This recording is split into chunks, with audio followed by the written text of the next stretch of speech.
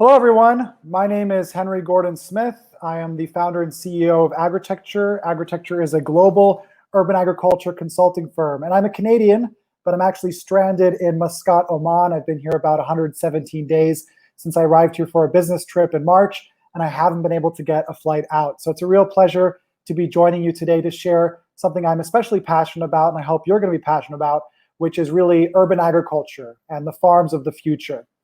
So let me just bring up my presentation here and I'll dive in, and I really look forward to getting your questions at the end of it. So definitely think of your questions and I'd be happy to answer them soon.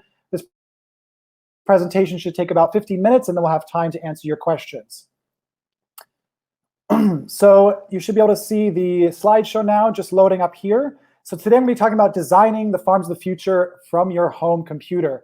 This is going to be a really exciting demonstration about our new software that allows you to design indoor farms from home. First, some background about Agritecture. I actually started as a blogger while I was at the University of British Columbia in Vancouver, and I was interested in urban agriculture and built a blog called Agritecture, which is about integrating farms into cities, and this was about 2010. In 2014, my audience started requesting consulting services from me, and so I built a consulting team, and I'm very proud to say that to date we've worked in over 25 countries around the world, designing greenhouses, vertical farms, rooftop farms, basement farms, and helping governments and cities strategize local food production. So this is a really important topic. Did you know that around the world, 80% of our food is already consumed in cities?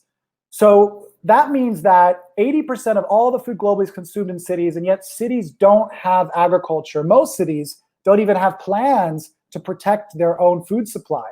So this is a really big gap and problem, and we need all of you to start getting excited about getting into the business of agriculture and technology. And what's exciting is that there are new methods of growing food that you can do using hydroponics and indoor farms that take up less space and use less resources like water and pesticides, almost no pesticides, to basically produce food locally.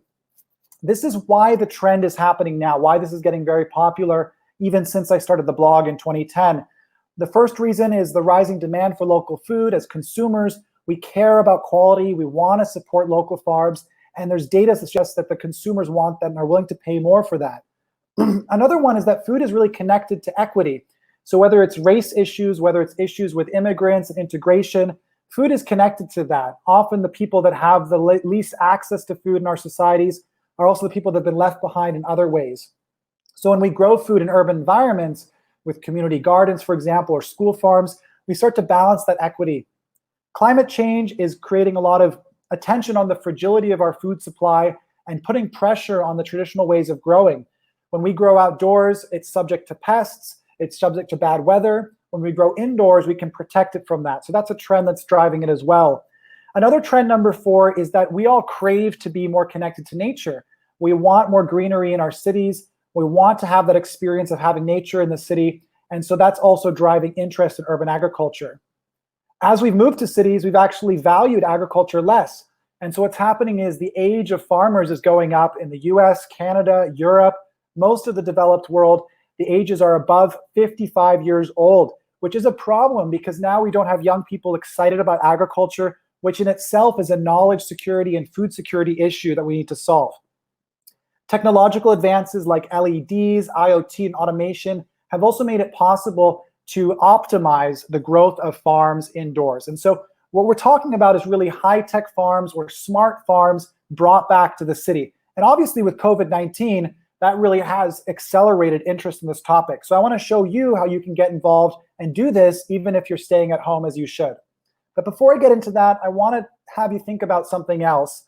Try to think of a sustainable urban technology that embraces the food, water, waste, and energy nexus, the relationship between those things, better than urban agriculture. And again, urban agriculture is the production of food in urban environments. So in cities, on rooftops, in vacant spaces, even on the edges of cities to supply that.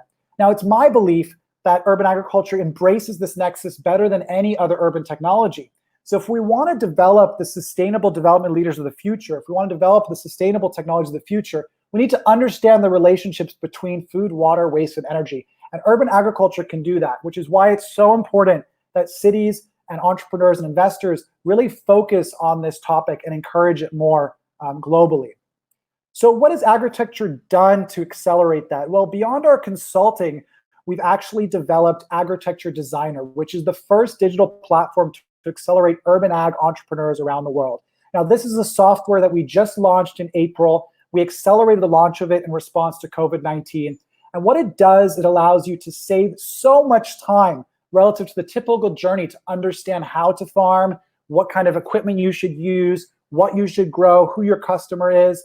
It also gives you a lot of independence. You don't need a consultant for this software. You can do it yourself. You can do it at home. You can do it on your computer or your phone. It also allows you to access credible and data-driven insights. So all the data that we've been gathering over these past 10 years, we've now uploaded and create access to it in a digital way. And overall, one of the biggest benefits is that it's significantly cheaper than the typical approaches to estimate the businesses of your farm, to estimate the costs of your farm, CapEx and OpEx. So let's just give you a quick demonstration of this before we get into some questions here. So this is, first I'll just introduce with the first part of it, which is our commercial urban design classes. So these are really how do you design your urban farm? And so what we've done is we've created 6 classes. We typically do these classes in person. We've uploaded them online. We went to a studio and we filmed them. And so we cover topics like the strategy and the introduction to commercial urban farming. That's the one that I teach. My colleague Yara will go through economics, techniques for modeling your farming business. How do you build your Excel, your P&L, et cetera? How do you think about waste, depreciation, labor, some of these things that are very difficult to calculate with these farms. Javid, who's our lead systems designer, will be talking about technology. How do you choose the right equipment for your farm? David runs us through marketing and choosing the right products for your customer and branding and getting it to your customer, things like packaging, distribution, et cetera. Energy and HVAC, meaning the equipment to control climate, is explored by my colleague Alberto Lopez. And then we discuss organics, of course, and aquaponics as well, which is done by Eric Roth. Now, all of these are available online. You can buy the classes alone, or you can do the full software, which I'll show you in a little bit now. But essentially, all of these are on here, and they're broken up into modules, so you can watch little bits of it.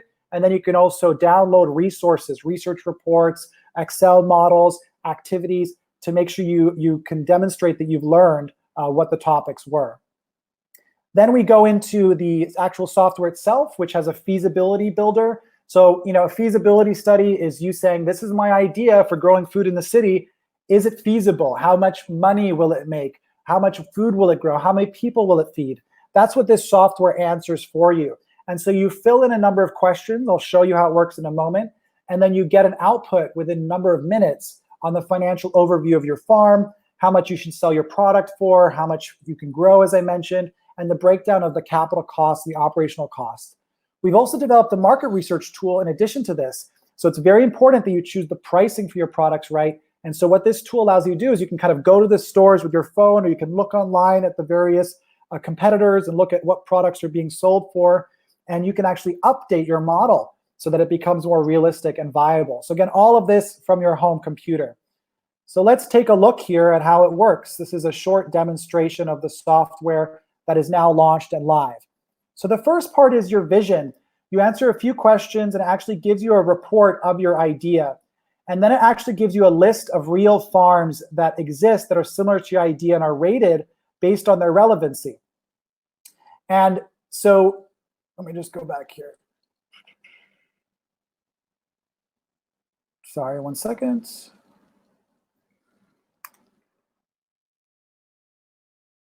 Loading. Okay. So the first part, this vision part, is actually free. So if you go to design.agritecture.com, you can just test it for free. And you can just build your concept already there and input that, and it gives you this information that I mentioned. Lufa Farm is actually based out of Montreal, which is an interesting project to look at. Next up, you can actually upgrade and sign up for the classes, which I kind of communicated already what those look like. And this is kind of a deeper dive into that. So as I mentioned, there's modules, and it goes through the various aspects of this course. This one that I teach is really on strategy, and you can download resources like specific investment reports that help you understand where is the money going and what's happening, or specific aspects related to the topic at hand in the class. The main part of the software that's also possible with an upgrade is the project builder, the feasibility builder. So you can choose your location, You can choose if you want to do a greenhouse or a container vertical farm, or if you want to do a vertical farm in a warehouse. We've uploaded all the crop data for the main crops and the systems. We've also included things like artificial lighting and how to calculate daily light integral, how much light is hitting your greenhouse or your farm, which is going to be able to affect your operations. And you can build as many projects as you want within this. You can compare them to each other. And what you get at the end is a financial output that gives you the financial overview, including the CapEx, broken down by type of equipment, the OpEx, and a 10-year projection. Now, this is something that has never been available online in this way before. And we've reduced the price significantly relative to consulting to democratize and accelerate the need that we have for more farms. This is the market research tool we're looking at here. So you can, again, go and look at the product, how the weight of the product is, how it's packaged, and you can adapt that price and then update your project that can make it more realistic and viable. It's very important you understand your customer, how much they're going to pay. So you can see here, you can go in there and edit even how it's packaged, and you can go through the guide, which is going to guide you on what specifically you need to do when you're looking for products and considering their quality. So we're really trying to empower you at home and from your mobile phone to think about the future of agriculture in the most low-cost way possible and using the rich and valuable data and experience that we've gathered over the past 10 years. And that's because our mission at Agritecture is to empower anyone anywhere to get involved in the urban agriculture industry. We want you to develop more farms. We want you to develop the farms of the future. We want you to understand this because there's a lot of mistakes that can be made. And we really believe that this is a big, significant part of the future of agriculture. We also include webinars that help people understand how to use the software and how to understand their projects once they're done. And of course, there's opportunities to work with Agritecture in a more formal consulting way if you need that afterwards. Our typical work at Agritecture is doing feasibility studies, concept development, helping you choose your equipment. And so again, this is really the first entry point, especially important at a COVID-19 period and in the remaining social distancing society we're going to have for a while. So I invite you to visit design.agritecture.com and sign up for free. You can test out the vision report and just see what your idea looks like and what to expect and what are some similar projects to that. Here's just an overview of the pricing so you know. So the seed one is the first one I just mentioned, where you get the vision report and the farm inspiration for free. Sprout includes your classes and a 1-hour live Q&A with an Agritecture expert. The starter bundle gives you more time to work on the project and includes access to Sprout. So you get the classes and you get the feasibility tool. This is the tool I showed you where you can estimate the economics for your farm, where you can also do the market research tool, and you can also save your work and continue to update it. And then we have some starting entry prices for full service consulting. You could also hire us to kind of go through the software with you as well and guide you step by step. We call this a white glove service. And if you're interested in that, you can contact us through the website there as well. So I'd love to dive into some questions now and hopefully turn my video back on and see if you have any questions about urban agriculture or about the software specifically and how you can design the future of farming at home. Thank you so much.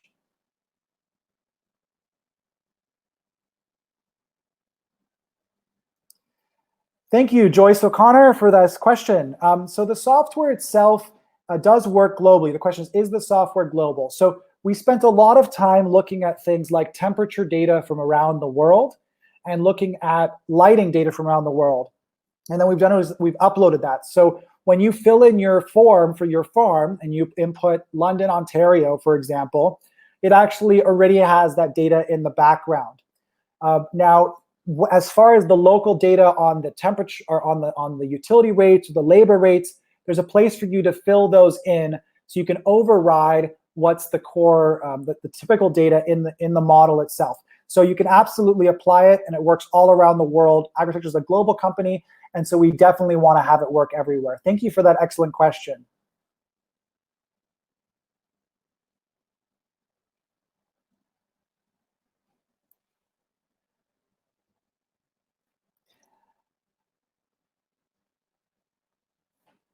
Okay, so not a lot of questions so far. I understand if you're a bit nervous about it, but let me just talk a little bit about urban agriculture overall, since I have a little bit more time here. So urban agriculture, again, is about growing food in cities. You might say, well, why would you do that? There's a couple reasons, as I mentioned, with the trends of climate change and localizing the software or localizing production, which is very important. But I think a big misconception that people have is that urban agriculture won't be a significant part of our food supply. That's simply not true. If we look globally, urban agriculture already provides approximately 10 to 15% of our global food supply.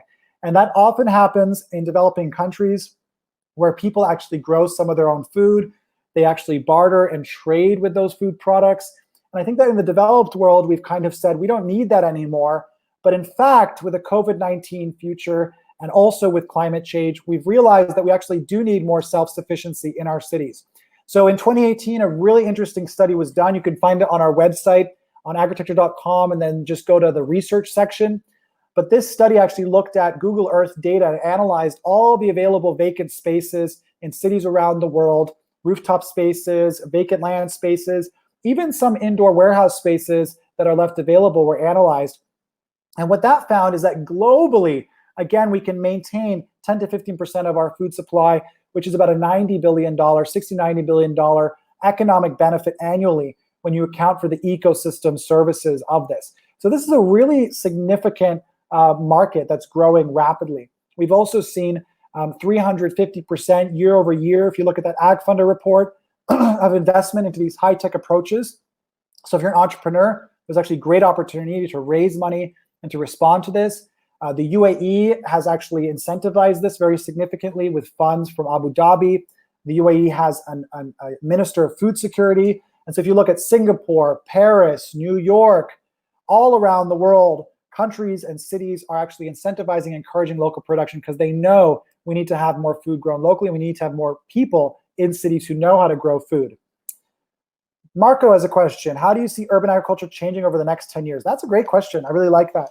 Well, I think right now a lot of the interest in urban agriculture is having a renaissance because of the advancements in technologies and some of the pressures of climate change. And a lot of that urban agriculture tends to be high-tech, like the ones I mentioned, greenhouses and indoor vertical farms, which are stacked hydroponic systems. And I think that we're in the middle of that trend. And I think that trend will continue with expanded investment and growth over the next 5 years. LED costs continue to go down, and so the economics of that will continue. However, I think that people are becoming more aware that there are other ways to grow food in cities as well. There's things like food forests. There's things like soil-based rooftop farms. And those different operations can actually be optimized by technology, but still kept low tech in a way that's low carbon and maybe has more diversity like soil farms do. So I predict that vertical farming and indoor high-tech farming will definitely accelerate rapidly. I think you'll start to see it very commonly integrated into real estate projects. I think you'll see more and more of it in schools and education and universities. I think you'll see industrial areas of cities have a lot more of these farms to supply the distribution centers nearby them. And I think that you're definitely going to see directors of urban agriculture, directors of local food systems for many of these cities exist as well. I do think that there's going to be a lot of advancements around genetics and breeding. So they're going to be breeding plants to grow indoors. Again, you may have some issues with genetic modification, but breeding in general is not that new of a thing. And essentially, we're growing a lot of these plants that are intended to be outdoors, indoors. But if you could breed the plants for indoor production, you could actually significantly increase the optimization and efficiency of them. You could grow a plant that grows wider instead of taller. You grow a plant that needs less light to be productive, or a plant that actually, there's a lot of evidence that plants can be modified in ways that they can actually be have more vitamin rich. And so it's going to create a lot of competition there, a lot of excitement there, let's say. So I think in the next 10 years, we're going to see this industry continue to grow and also be much more diverse in the types that we see. Another question here, how will digitization of the agricultural industry improve production? Well, as agriculture has become more digital, it's allowed more data and analysis to occur. It allows us to see where the gaps and the problems are. Now, when you have farming like urban agriculture, or specifically the indoor farms I mentioned, you have sensors throughout the system. So I've got sensors measuring pH, electroconductivity in the system, temperature, even microclimates within it. I've got measurements on how the plant is doing. There's computer vision that's happening there. So actually, vertical farming is actually being part of that accelerated digitization of agriculture. All that data allows us to understand the climate recipes, the ideal conditions for plant production, and the ideal operational conditions. And so essentially it's going to be about efficiency. The digitization basically allows us to understand what is the right type of farm and the right type of crop for the location at hand. And so it gives us the data to act on, as opposed to what typically agriculture has been, with being like, okay, let's give this a try and make a bet that that's going to work. So it's just becoming smarter overall. I will say that the digitization of agriculture doesn't solve the problems alone. Agriculture is still an art. And so we need more growers. We need people that understand the art of production and have the scientific background as well to match that. So, data alone isn't going to solve the problem, but certainly AI and digitization is improving the efficiency of existing operations when combined with a talented grower. Thank you for those questions.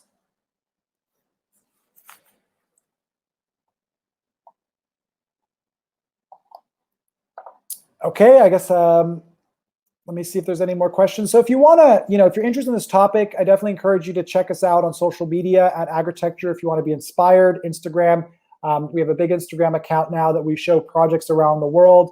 We also have a lot of content on our website, including a digital workshop series that we did, which has, I think, over 50 videos for free that you can learn about various aspects. But first, I'm going to answer this question from Dennis. Thank you. What crops can be grown in greenhouses and vertical farms? So greenhouses typically allow natural sunlight. So if you look in Leamington, Ontario, that's one of the biggest greenhouse areas in the world. And so what those farms can do, because they have natural sunlight, they can grow actually a huge variety of crops. You've got tomatoes, peppers, cucumbers, melons, flowers. Basically, anything can be grown in these greenhouses.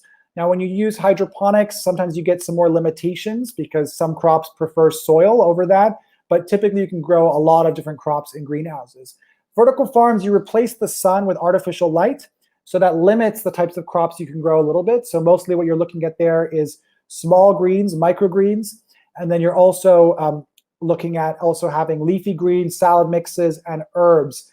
Now, vertical farms are getting more advanced, and so we are starting to see cherry tomatoes, some peppers, even large tomatoes, and certainly strawberries are the hot topic of discussion now for vertical farms because there's so much importing and exporting of strawberries, and often it's an expensive product and the quality and taste isn't there. So strawberries are probably the next big crop for vertical farms. Thank you for that question.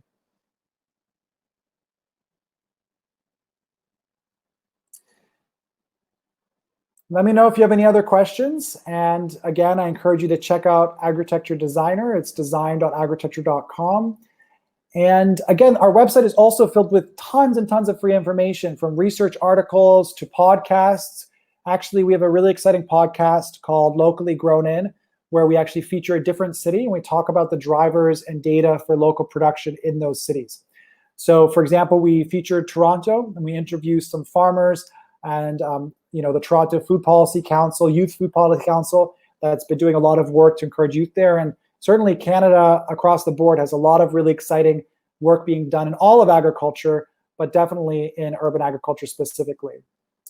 Agritecture Designer, this is a good question. What's next for Agritecture Designer? Thank you for that. So we're beginning with really the learning and planning stages of the customer journey. So as you're exploring this topic, you need to learn. That's what the classes are for and the resources are for. As you're thinking about planning your farm, you can use the feasibility planning tool to plan the economics and estimate what your farm will look like. But what we're working on now is really the next stages of implementation and support. So in the implementation stage, you need to raise funding and you need to buy your equipment. So we're building different marketplaces so that once you've designed your idea, you can actually connect with financing and marketplace equipment providers to actually buy your equipment and make those choices. The last part is support, and we're actually already testing this. We have a new solution called Ask Agritecture. You can learn about it at agritecture.com/ask, and this is essentially an on-demand booking software where you can book an expert to talk about your idea or to answer your questions about your next step. And this is how we kind of do the support side of the customer journey. So lots of new initiatives at Agritecture, and certainly Agritecture Designer is just beginning. It's in beta, so I encourage you to check it out. And again, design the future of farming from your home. So we're running out of time here, but if you have any more questions, you can feel free to ask me. But I guess I would like to say that, I studied political science and I got interested in environmental security. And that led me to look at this topic of urban agriculture. What I realized was that I was working in the nonprofit sector, that business was really the way that I was going to be able to solve some of these problems that I thought existed in society and that urban agriculture could improve. And so I call myself a social entrepreneur. And I want to encourage anyone listening, there's so many things you can do with your time. There's so many things you can dedicate yourself to. But in the end, business is about finding a gap and filling that gap with a solution and doing that effectively, consistently. I invite you to look around the world right now and look at the problems in society, look at the problems in the environment, and find a gap and solve it with a business solution. Become a social entrepreneur. If you're interested in agriculture, I mentioned many, many ways you can get involved in that. But I want to encourage you to do that as well, to focus on how you can make a bigger difference through business and be a social entrepreneur. Finally, if you're a consumer and you're not doing business and you're doing something else, then I want to encourage you to vote with your dollars, your Canadian dollars, in this case probably. Vote with your dollars when you're shopping. When you're shopping, take an extra moment to think about what you're purchasing. What is the impact of that purchase? If you buy local food, you're supporting the local economy and you're supporting the demand for local food. You're supporting the interest in fresher, higher quality, lower carbon food that's actually helping us to regenerate our societies and our environment. But this applies to all kinds of products you choose. So I think we have a very short attention span society. So take an extra moment, think about that, and that's my call to action for you. If you want to reach me, you can find me on the Agritecture website or LinkedIn or Instagram. I am the Agritect on Instagram. And thank you so much for your time today. And I hope you end up signing up for the software and designing your farm of the future at home.